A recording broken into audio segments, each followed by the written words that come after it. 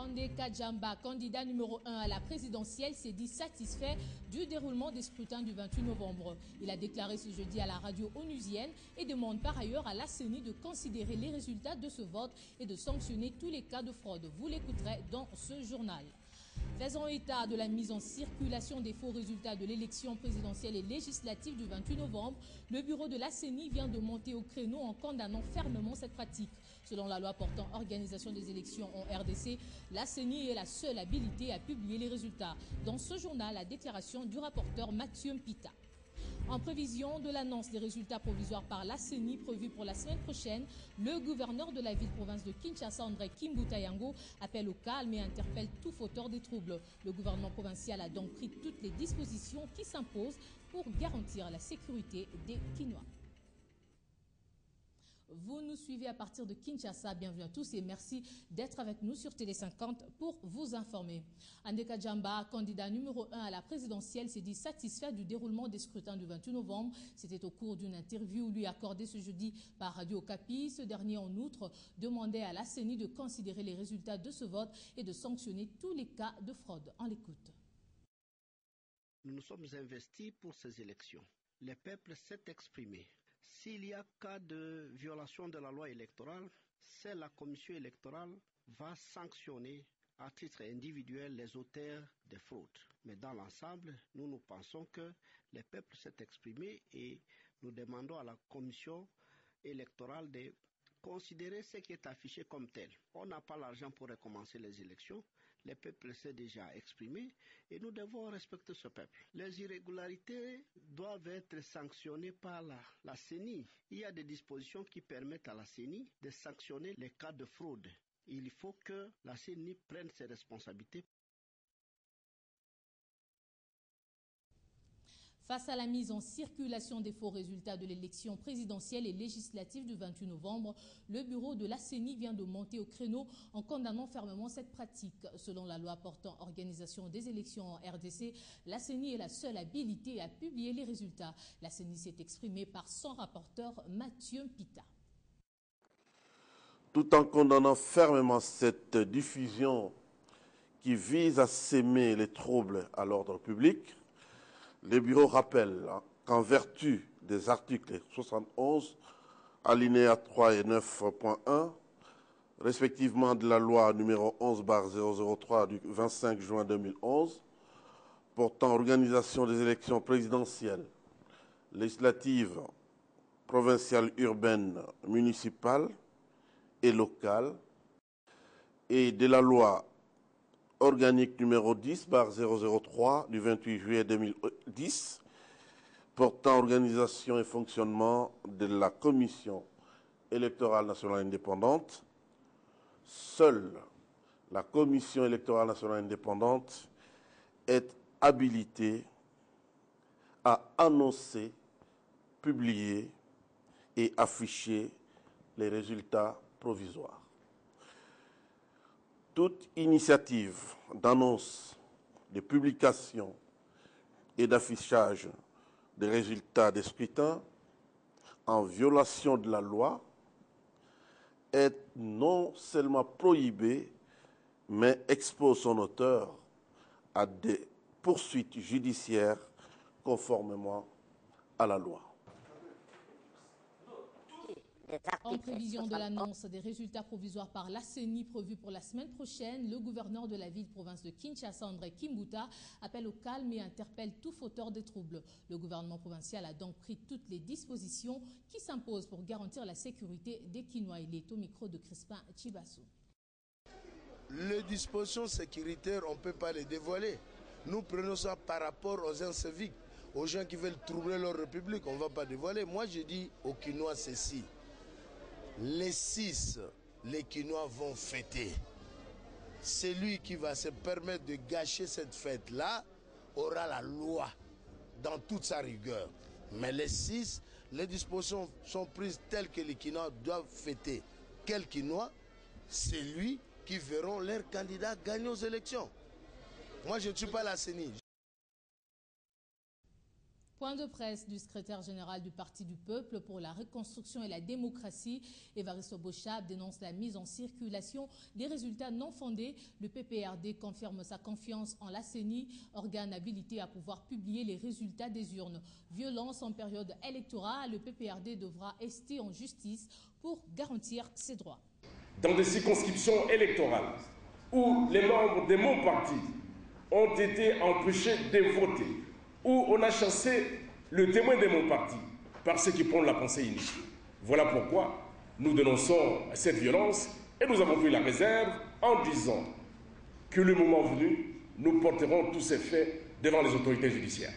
Moi-même, j'en suis victime à Kananga, alors que je me trouvais ici à Kinshasa. Les gens que je connais, les adversaires politiques, ont instrumentalisé leur jeunesse pour dire que dans ma résidence, il y avait des caisses et des caisses de bulletins. Ils ont tout cassé. Et il n'y a aucune trace d'un quelconque bulletin. Nous avons compris que ceux qui appellent à la haine et à la violence ne vont pas cesser avec leurs méthodes macabres. Il s'agit là, comme vous comprenez, de l'intoxication. Et ceux qui sont passés champions en cette méthode, vous les connaissez. Le résultat, moi je ne les ai pas, je dis que la seule instance habilitée à pouvoir proclamer, rendre public le résultat, c'est la CENI. Jusqu'à l'instant où je vous parle, la CENI n'a encore rien publié. Ils publiaient plutôt ni une tendance, ni quoi que ce soit. Ils ont exigé la Lune, mais heureusement, on ne peut pas voir la Lune. Ils ont été contraints par la nature d'aller aux élections. Nous avons confiance en ce processus. Après le vote, la CENI procède actuellement à l'opération de compilation des résultats des différents bureaux de vote à Kinshasa. C'est à la foire internationale de Kinshasa que les agents de la CENI travaillent d'arrache-pied. Le vice-président de la Commission électorale nationale indépendante, Jacques Joly, est allé mercredi se rendre compte du déroulement des opérations.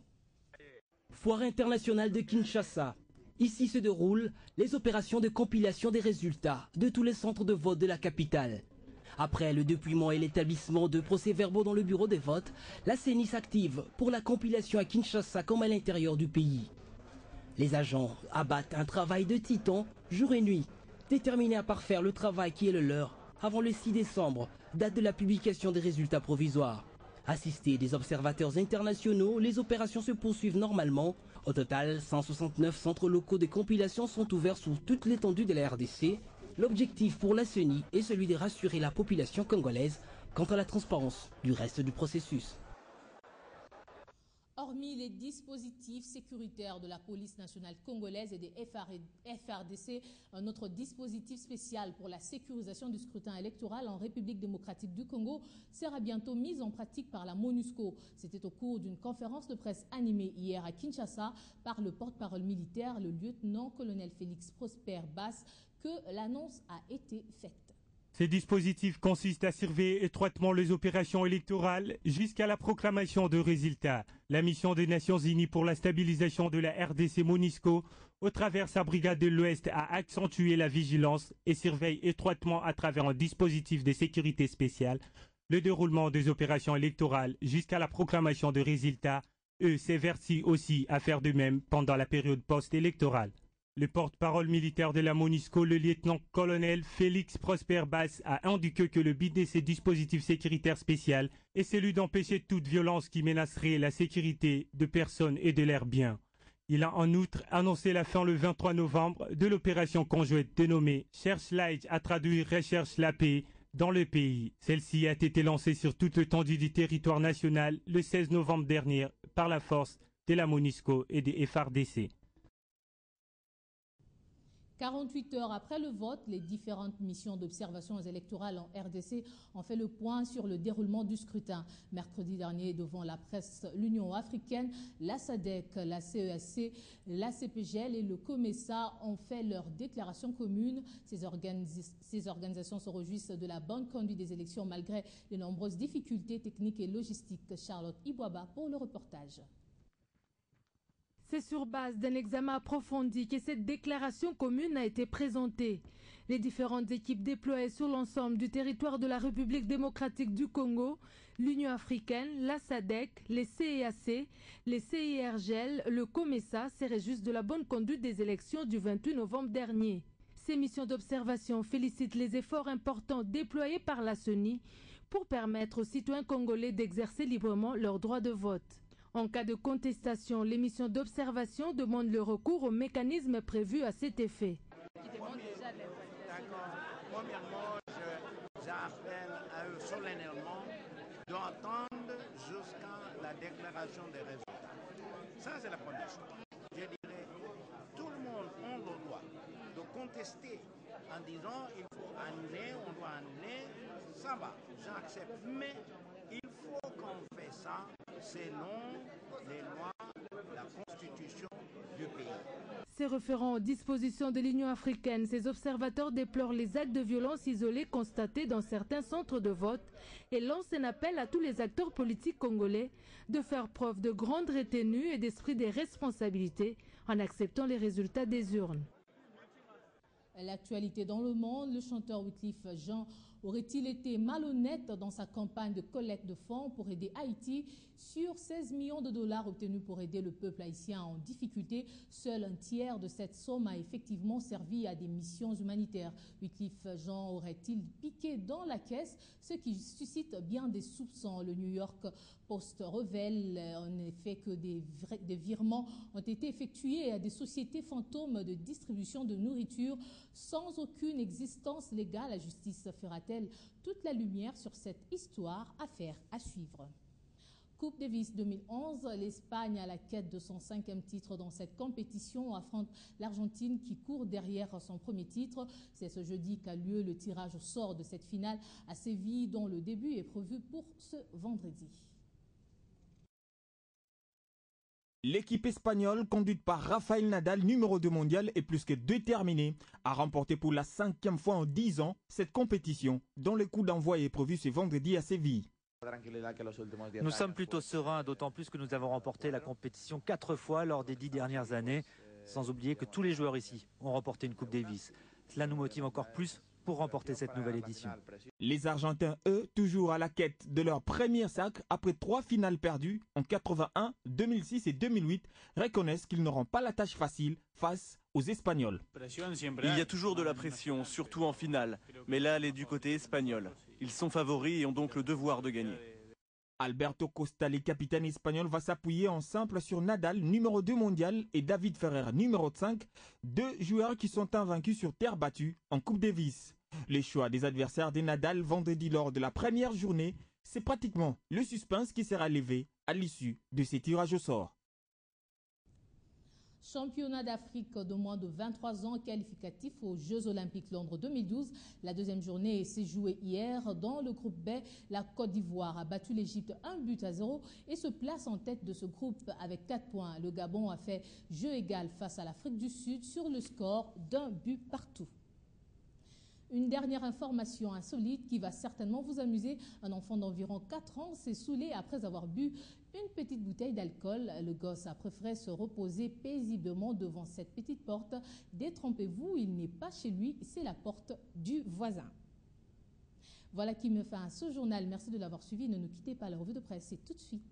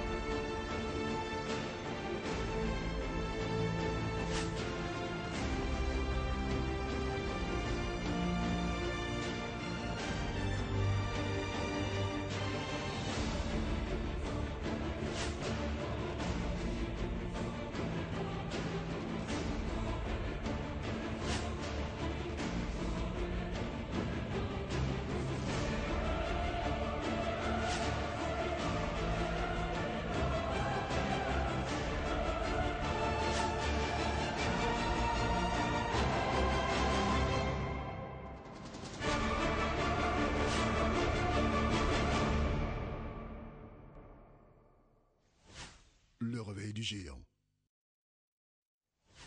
Le réveil du géant.